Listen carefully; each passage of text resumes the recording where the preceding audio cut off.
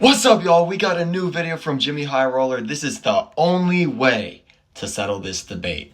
I'm guessing it might be something about LeBron and Jordan, but hey, we're gonna check it out. Ranking NBA players is useless, but it's also really fun. Every NBA fan at some point has created their own ranking. It's like our official pastime at this point. And with the game as data-driven and awards and accomplishments as absolute as the NBA has, you'd think ranking players would be a fairly simple task. But despite the countless efforts to make a flawless, coherent all-time ranking of NBA players, no one can seem to get it quite right.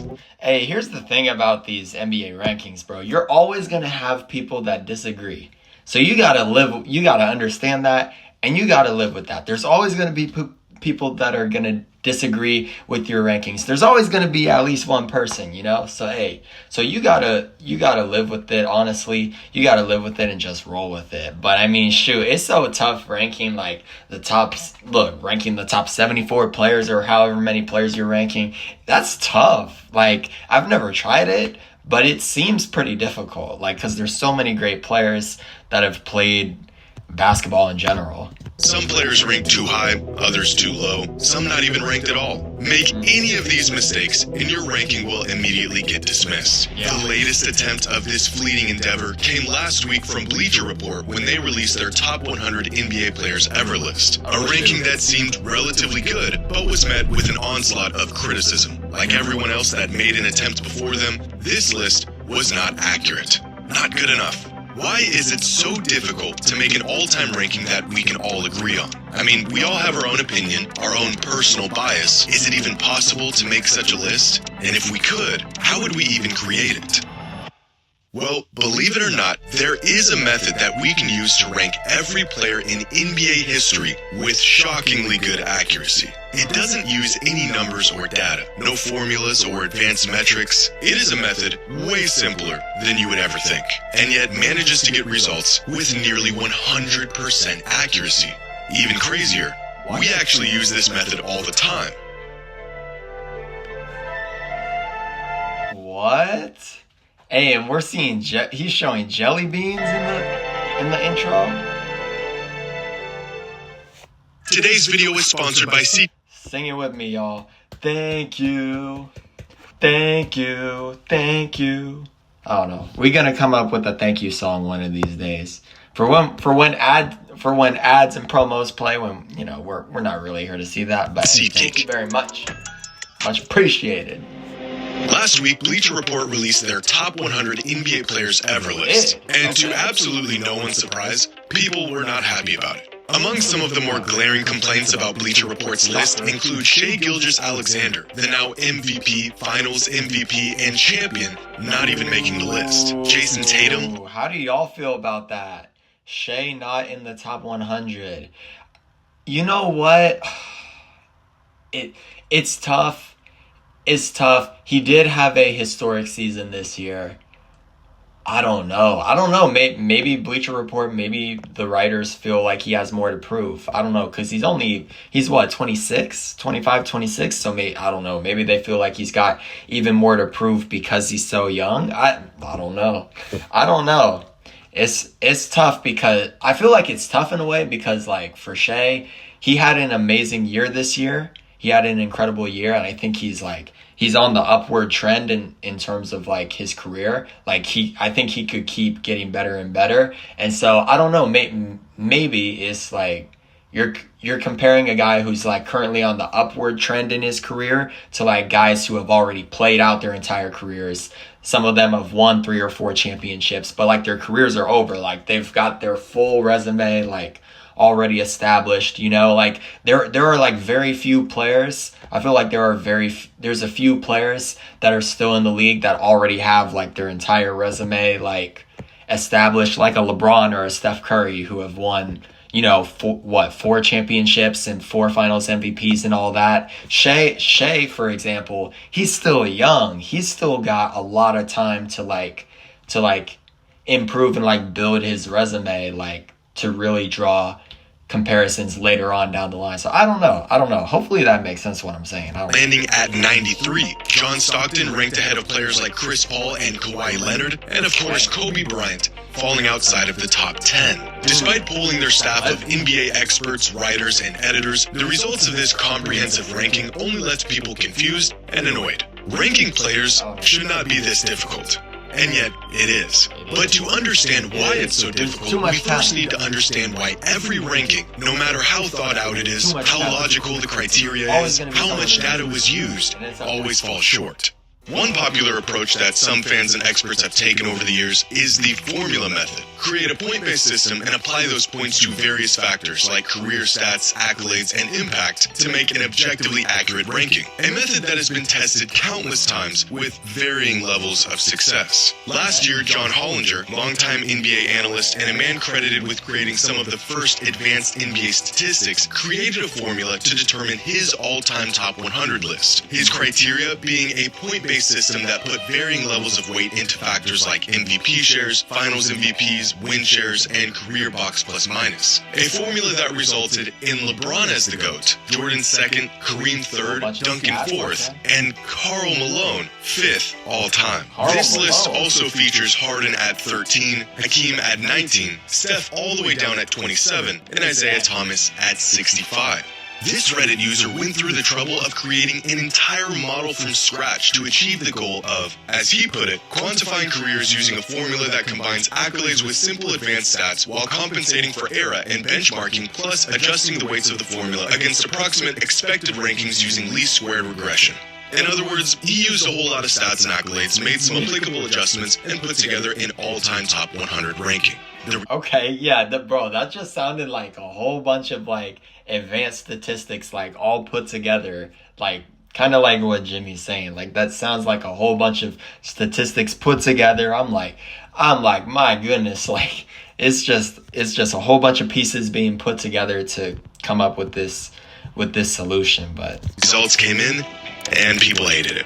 The glaring flaw in this method, as well as every other method that attempts to be completely objective in its approach, is that it's not objective. Even concrete things like stats and awards will inevitably have some sort of weight or value attached to them based partially off of opinion. What is a championship worth, and how do you factor it in? Should there be an era tax on players who played half a century ago? If there is, when does it no longer apply? The 80s? 90s? Is peak more important than longevity? Or is it the other way around? Even awards themselves. Is peak more important than longevity? That's a great question. Let me know what you guys think. Shoot, is peak more important than longevity? Shoot. I don't know. I think they're both great. Shoot. I think it's great. I think both are great, you know? Shoot. Honestly, I just enjoy watching the best players in the world play. I mean, shoot. So, I don't know. Is peak or longevity? Let me know. Both are impressive in different ways, I feel like. Just like MVPs and DPOYs are voted on by people with their own personal bias. Creating some sort of formula involves attributing value to all of these things, but without any impartial method of weighing all of these factors without injecting some sort of personal bias, the pursuit of creating a perfectly accurate ranking becomes virtually impossible. So, what if we just remove the personal bias? What if we strictly use data and numbers, two important factors that have no bias, to make a completely accurate and nonpartisan all-time ranking?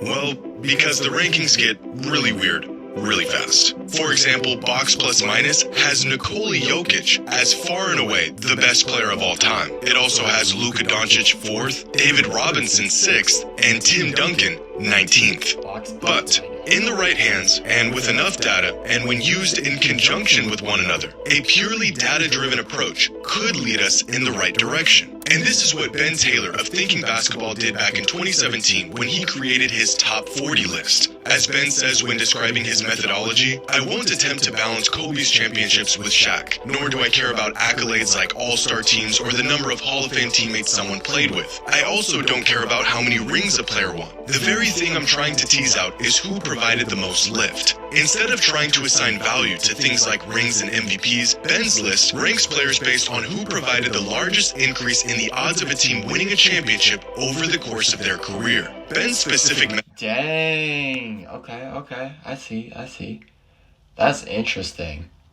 That's interesting. So who had like the largest impact on their franchise in terms of helping them to a championship? That's interesting.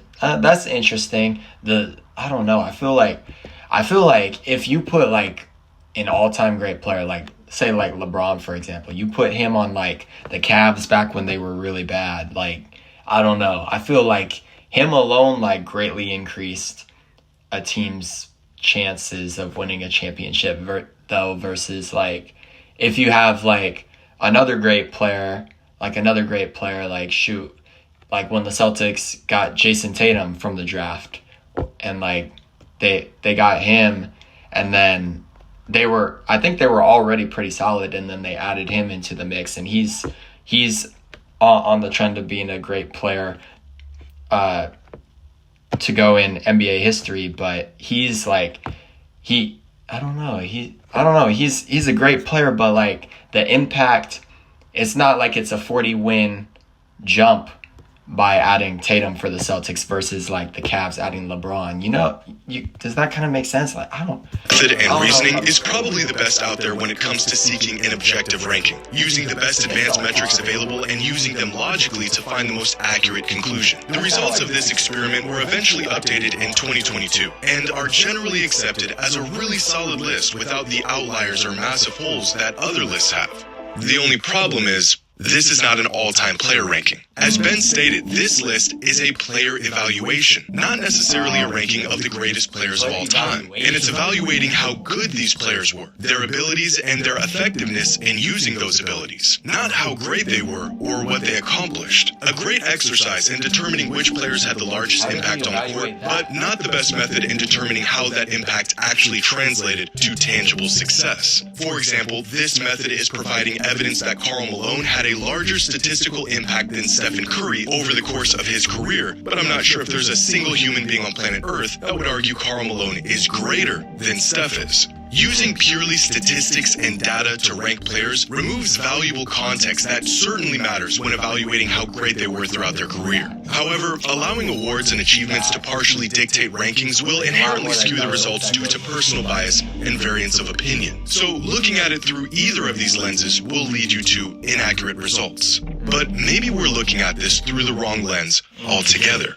We as fans are going to be biased. It's the very nature of being a fan. My team's great and they can do no wrong. So if we need to factor everything in, but we cannot do that without inserting some sort of bias, what if instead of trying to remove all bias from the equation, we factor this bias into the equation by asking fans what it is they value most when ranking players? If the accuracy of the rankings is determined by the fans, then so should the criteria. Well, that's exactly what this Reddit user did. Back in 2020, an NBA fan on Reddit took it upon himself to survey other NBA fans, 662 of them to be exact, on not just what's important to them in terms of greatness, but even what kind of fan they are. Among some of the questions asked were, how long have you been watching the NBA for? The most popular answer was 6 to 9 years. On a scale of 1 to 10, how big of a fan of the NBA are you? Over 80% of the results being at least an 8 out of 10. But here's where things get interesting. One of the questions asked was, what do you think is more important in a player's career? Team success or individual success? 52% of voters said team success and 48% said individual success. Almost an even 50-50 split between NBA fans in response to a very important. That's tough. I feel like that's a tough question because like in an individual player success, you could get MVPs or like defensive players of the year and stuff like that, but like what if like you have an incredible individual season but you don't win a championship, or like you have an incredible year but like you don't make the playoffs or you lose in the first round, but then on the other hand it could be like maybe you don't put up the crazy numbers,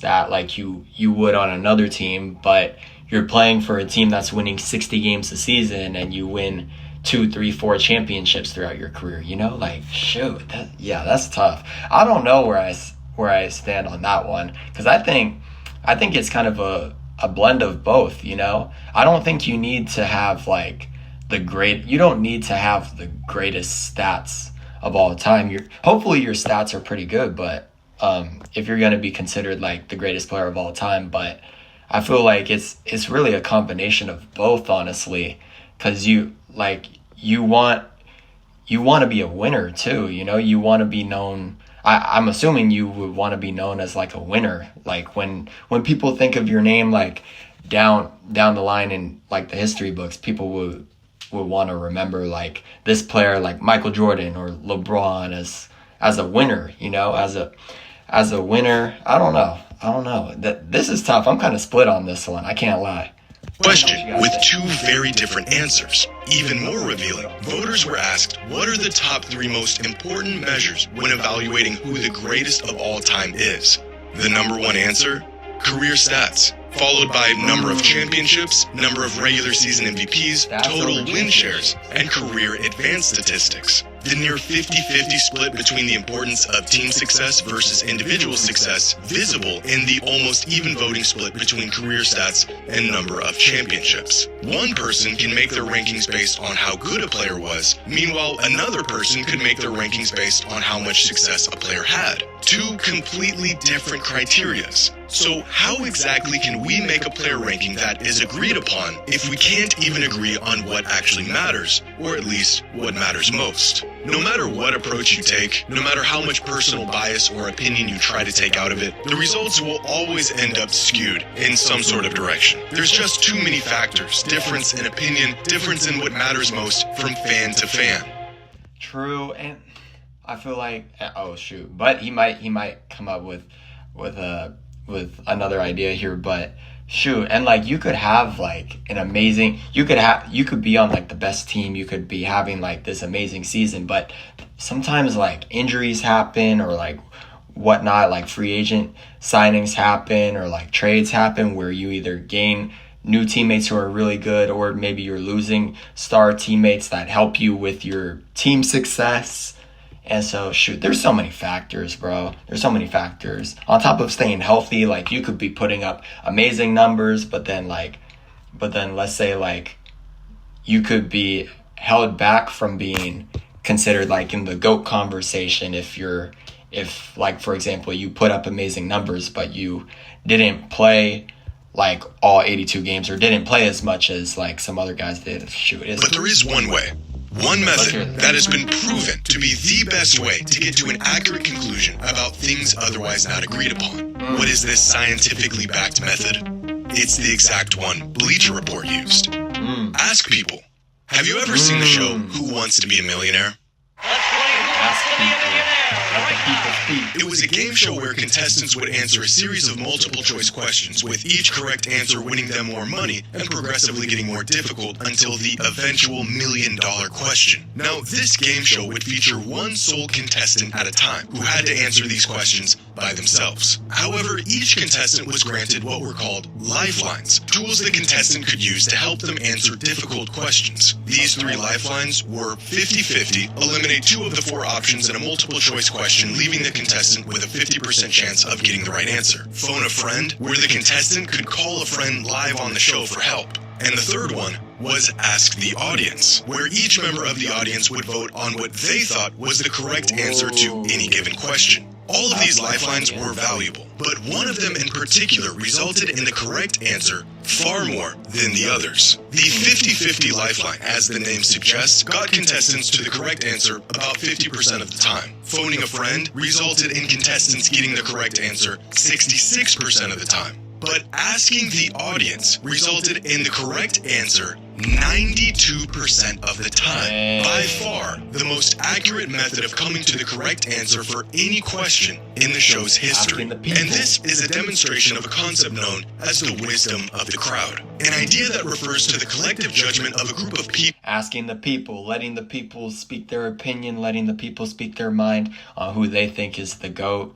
Shoot, I mean, I feel like that's the best way to do it, honestly. Everyone's gonna have their own opinions. Everyone's gonna disagree, or a lot of people are gonna disagree with all these different rankings that are put out and like the critiques and all of that. So shoot, let every individual say like, hey, this is who I think is the greatest of all time. This is my number 2, number 3, all the way down the list to however many players they want to rank. Like shoot, and then we just gather up the data and see honestly.